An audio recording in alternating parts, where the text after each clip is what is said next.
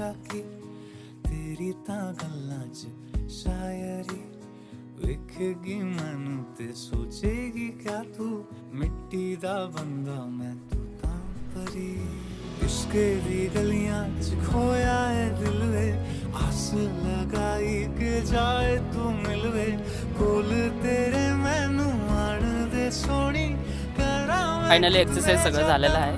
तर चला आम्ही जरा काम बाकीचं आहे, करूया आत्ता जाऊन. तुमचं काम आमचं काम संपलं.